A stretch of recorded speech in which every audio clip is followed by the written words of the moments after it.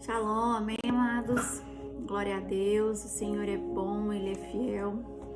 Aline aqui para mais um dia de leituras no nosso canal Gente do Céu. Amém, queridos? Vamos orar convidando a presença do Espírito Santo. Pai querido e Deus Santo, estamos aqui mais um dia na Tua presença, Senhor. Pai, eu quero apresentar a nossa vida essa semana. Oh Deus querido, eu quero apresentar cada um que vai ver esse vídeo, esse áudio.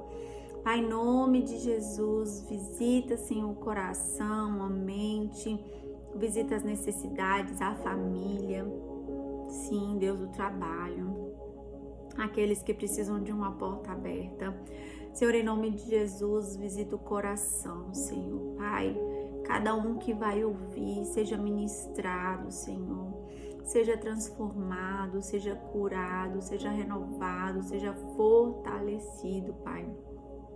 Pelo poder da Tua palavra, Senhor, e do Espírito Santo, Deus. Pai, eu te peço, ministra salvação a todo aquele que crê que a Tua palavra é fonte de vida, Senhor.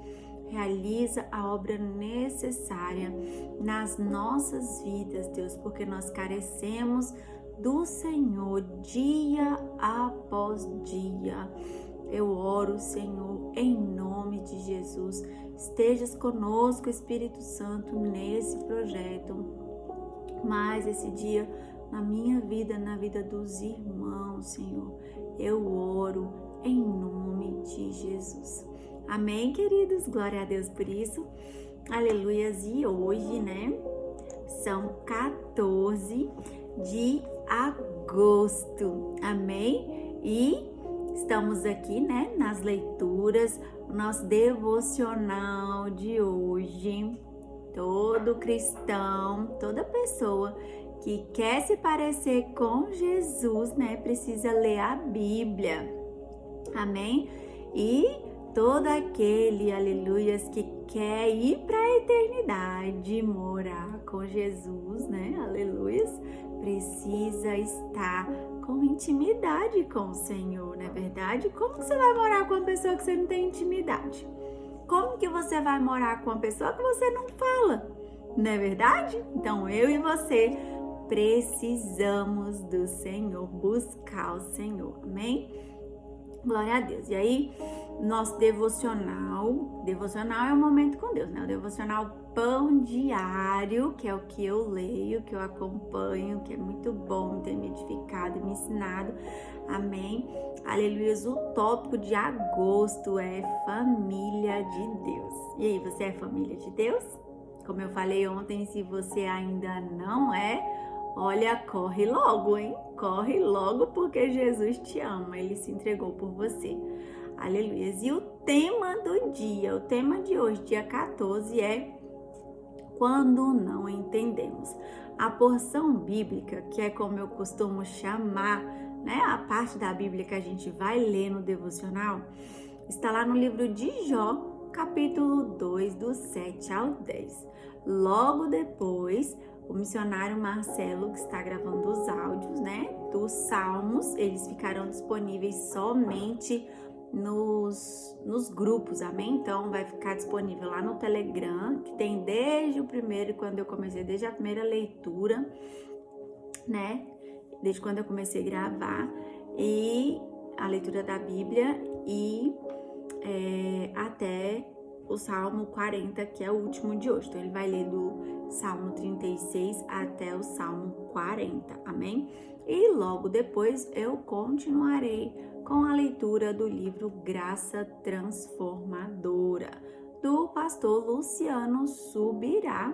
E eu estou no primeiro capítulo, Entendimento Correto. Glória a Deus!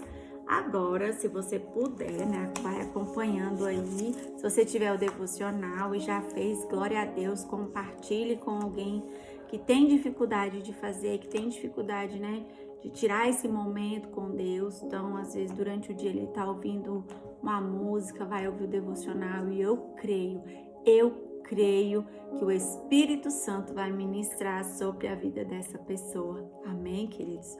Então vamos lá, o devocional de hoje, né, como eu falei, diz assim: quando não entendemos. E a porção bíblica está lá no livro de Jó, amém?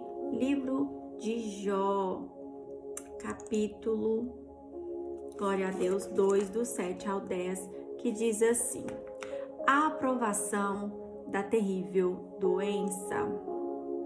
Glória a Deus. E saiu, portanto, Satã, o acusador e inimigo, da presença do Senhor, e passou a afligir Jó, o servo de Deus, com feridas terríveis que iam da sola do pé até o alto da cabeça. Então Jó lançou mão de um caco de cerâmica e com ele coçava, raspando as suas feridas, sentado sobre as cinzas. Então, aproximando-se a esposa de Jó, admoestou-lhe: deixe de ser teimoso em sua lealdade, homem. Isso não vai resolver nada. Amaldiçoa logo a Deus e morre. No entanto, ele lhe afirmou: mulher, tu falas como uma louca. Porventura, receberemos de Deus apenas o bem que desejamos e não receberemos também o infortúnio que ele nos permite? E em toda essa aprovação, os lábios de Jó não o fizeram vacilar e nem pecar. Amém, queridos? Eu não vou fazer a explanação aqui, amém? Eu sei que tem essa colocação da esposa dele, a gente tem que ir lá na cultura, como que era falado, como que era, se era mesmo essa expressão. Não vou entrar em detalhes agora, amém? Eu vou apenas falar a respeito do devocional. E aí, o devocional, né, ele diz assim: a história que vai fazer o paralelo com o que acabamos de ler aqui na porção bíblica, né? E o versículo-chave é o versículo 10, né, que diz: em tudo isso, Jó não pecou com seus lábios, amém? E a história que vai fazer esse paralelo é agora, que vem assim, ó: eu não entendo o seu plano, entreguei-lhe toda a minha vida e aconteceu isso. Alguém disse para Deus, né? Essa era a mensagem de um filho à sua mãe quando seu sonho de ser bem-sucedido como atleta profissional foi temporariamente postergado. Quem já não teve uma experiência inesperada e decepcionante que leva a mente a duvidar? Todos nós, né? Aleluia. Um membro da família corta a comunicação sem explicação. A saúde se complica. A empresa é realocada. Um acidente muda toda a vida. Lemos sobre as tragédias e contratempos da vida de Jó. Humanamente falando, se havia alguém que se qualificasse para uma vida livre de problemas, era ele. É verdade. Íntegro, correto, temia a Deus e se mantinha afastado do mal. Está lá em Jó 1:1. Mas a vida nem sempre é como gostaríamos. Não foi assim para Jó, nem o será para nós. Aleluias. A esposa dele o aconselhou: amaldiçoe a Deus e morra. Tá? Que a gente acabou de ler capítulo 2, versículo 9. Mas a resposta dele para ela foi sábia, instrutiva e adequada. E nós também, quando as coisas, grandes ou pequenas, que preferimos não enfrentar acontecem, abre aspas, aceitaremos da mão de Deus apenas as coisas boas e nunca o mal? Fecha aspas. Em tudo isso, Jó não pecou com seus lábios. Que Deus nos fortaleça permanecermos firmes em nossa confiança e reverência por Ele, mesmo quando não podemos entender como o Senhor age durante os dias difíceis. Amém? Aleluia. Quem escreveu esse devocional foi o Arthur Jackson e ele deixou aqui algumas perguntas para nós meditarmos no decorrer desse dia, que diz assim: em que momento a sua fé em Deus foi provada? O que o Senhor usou em circunstâncias difíceis para manter intacta a sua confiança nele? Hein, queridos? Vai colocando aí nos comentários, amém? Aleluia. E aí ele deixa uma breve oração que diz assim: Pai, ajuda-me a confiar em Ti e a honrar-Te quando não vejo a Tua mão ou entendo o Teu plano. Amém? Nós precisamos, queridos, confiar no Senhor, independente das circunstâncias. A palavra do Senhor fala para mim e para você que nós passaremos por aflições, mas o Senhor garante àqueles que confiam nele que ele não nos deixará sozinhos. Você crê nisso? Você crê nessa palavra? Amém? Se você ainda não crê, o que te falta crer? Amém, queridos? Agora, aqui no nosso devocional, na sequência do devocional, aleluias, vai ficar para a postagem dos Salmos com o missionário Marcelo, amém? E, glória a Deus, aqui no próximo áudio, eu já vou iniciar a leitura do livro, glórias ao nome do Senhor, e nós vamos lá para a página 18, glória a Deus. Então, página 18 do livro Graça Transformadora, do pastor Luciano Subirá, dando continuidade na leitura, amém, que iniciamos, glória a Deus, e diz assim, vou até colocar para cá, que é para facilitar, o rosto ficar mais visível, e diz assim, por um lado, Shedd condena como antibíblica a graça sem compromisso. Por outro, Bevere aponta que o propósito da graça de Deus não é dar permissão ao pecado. Como definir, então, o corrente destaque a permissividade em detrimento da responsabilidade em muitos sermões? Entendemos que se trata de uma flagrante, ele colocou em itálico aqui, distorção do que é graça. Não menos que isto, deturpação do conceito real e bíblico.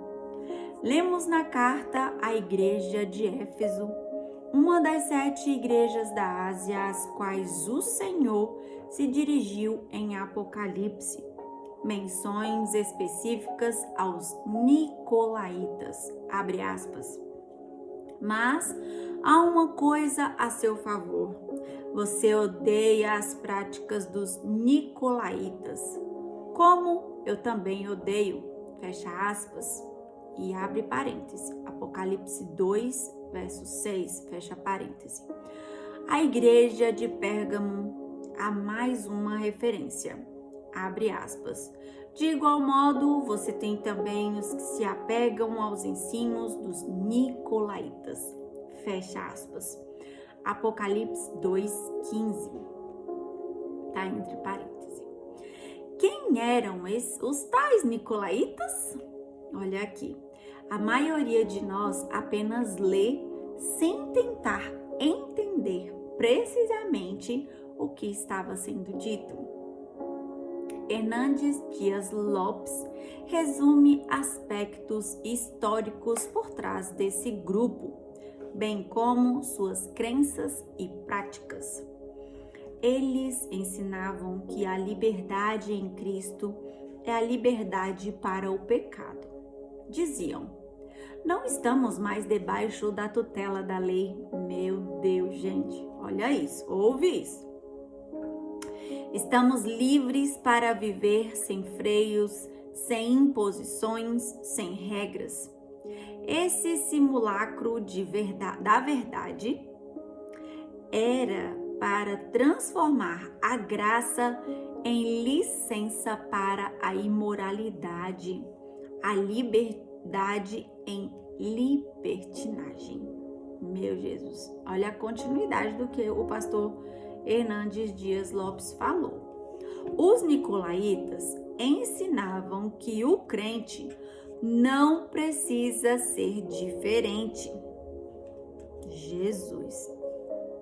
Quanto mais ele pecar, maior será a graça, diziam. Quanto mais ele se entregar aos apetites da carne, maior será a oportunidade do perdão. Sangue de Jesus tem poder. Eles faziam apologia ao pecado. Eles defendiam que os crentes precisavam ser iguais aos pagãos. Eles deviam se conformar com o mundo. Por essa razão, o texto nos diz que Cristo odeia as obras dos nicolaítas. Ele odeia o pecado. O que era odiado em Éfeso era tolerado em Pérgamo. Finaliza aqui essa fala do pastor Hernandes e continuamos a leitura do livro. O que alguns chamam atualmente de, abre aspas, a nova revelação da graça. Gente, já tem um novo nome agora?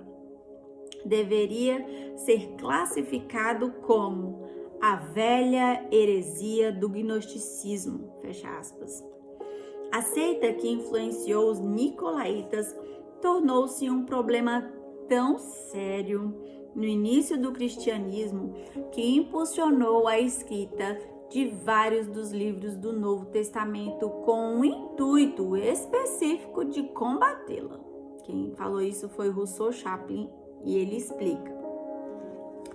Aliás, Rousseau Chaplin explica sobre o que acabamos de ler, que diz assim, ó: nada menos de 8 livros do Novo Testamento foram escritos para combater ao gnosticismo, a saber, Colossenses, as 3 epístolas pastorais, as 3 epístolas joaninas e Judas. Os gnósticos removeram do evangelho o imperativo moral. Aí, abre aspas, imperativo moral, fecha aspas.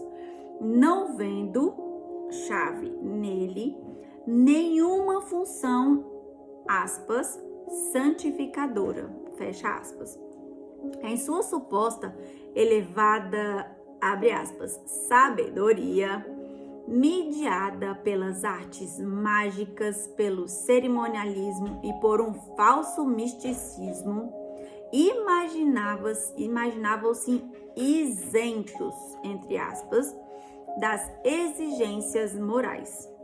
Não há que se duvidar que muitos deles usavam passagens dos escritos paulinos, como o 14º capítulo da Epístola aos Romanos, ou o 8º capítulo da primeira Epístola aos Coríntios, para ensinarem que tudo era questão indiferente, entre aspas, não meramente a observância externa de dias santificados, carnes, bebidas, entre outras coisas.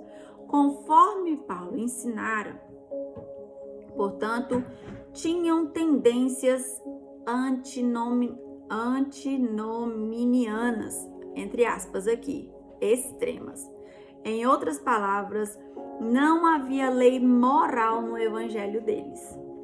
Aqui temos o objetivo de não somente ajudar os que, pela compreensão correta, frutificarão ainda mais, como também vacinar o coração e a mente de cristãos que, sem uma compreensão bíblica abrangente, podem tornar-se vítimas dessa enganosa e libertina definição de graça divina, o que inevitavelmente atrai consequências não agradáveis. E aí ele cita Thomas C. Oden, teólogo americano, é preciso em alertar que, abre aspas, o estudo da graça é o estudo da capacitação da liberdade, fecha aspas. E aí ele vem agora a colocação dele, né? A liberdade a qual aqui me refiro não é política ou econômica, mas a mais fundamental liberdade, que, secundariamente, se expressa na vida econômica e política. A liberdade em cuja capacitação mais estamos interessados é classicamente chamada liberdade da escravidão do pecado. Liberdade para viver uma vida que é bem-aventurada. Glória a Deus. E aí continua. Não é prudente ignorar as inúmeras advertências bíblicas contra falsos mestres. Gente, hoje tá demais. Não analisar as escrituras, você se deixa levar pelas mentiras, que apontam o perigo do engano e da deturpação da verdade. Tampouco se deve achar que tal perigo ficou confinado ao passado, ou que se refere somente ao futuro da igreja. Em dias distintos, o futuro da igreja em dias distantes. A ameaça mira o hoje. O alerta das escrituras também nos diz respeito. Enquanto ignoramos a gravidade do problema, rejeitamos igualmente a necessidade e, por que não, a responsabilidade de preveni-lo e, ao mesmo tempo, combatê-lo. Leiamos um trecho de outro livro da nossa autoria, O Impacto da Santidade, que retrata tanto a temporalidade de ensinos enganosos quanto a importância de não ficarmos inertes. Então, nós temos que ter cuidado com as duas coisas, né? Com os ensinos enganosos e também não ficar parado. Aí ele discorre aqui, né, sobre esse trecho bíblico que diz assim. Trecho bíblico não, trecho do livro, O Impacto da Santidade, que eu não vou ler ele todo, mas diz assim, ó. Observe a outra afirmação de Paulo a Timóteo sobre os mesmos tempos do fim. Ora, o Espírito afirma expressamente que nos últimos tempos alguns apostatarão da fé por obedecerem a espíritos enganadores e a ensinos de demônios, pela hipocrisia dos que falam mentiras e que têm cauterizada a própria consciência. Está lá em 1 Timóteo 4, 1, 2. Novamente, quando citam como marcante a apostasia dos últimos tempos, as escrituras não definem tal características como exclusivamente do fim. A própria palavra de Deus relata casos de apostasia desde o início da era cristã. Mais uma vez, a ênfase do apóstolo está na piora significativa dos sintomas. Meu Deus, eles já existiam, não são novos, mas serão bem piores. Não era pessimismo de Paulo, ou uma interpretação equivocada baseada nas circunstâncias daqueles dias. Acredita a afirmação expressa ao Espírito Santo. Estamos diante de uma revelação importante acerca do futuro. Qual a razão da advertência? Para que a igreja não fosse pega de surpresa ou despreparada nos últimos dias. Fico feliz que o versículo não diz que todos apostatarão da fé, apenas alguns. Amém, né, queridos? Que a gente faça parte daqueles que não vai abrir mão da nossa fé, amém? Contudo, a Bíblia afirma que o reino das trevas, indicado nos termos espíritos enganadores, entre aspas, e demônios, entre aspas, terá armas para usar na guerra final contra a fé cristã. Sabe quais são elas? A hipocrisia, a mentira e uma consciência cauterizada. Amanhã, queridos, a gente continua, se Deus assim permitir, amém?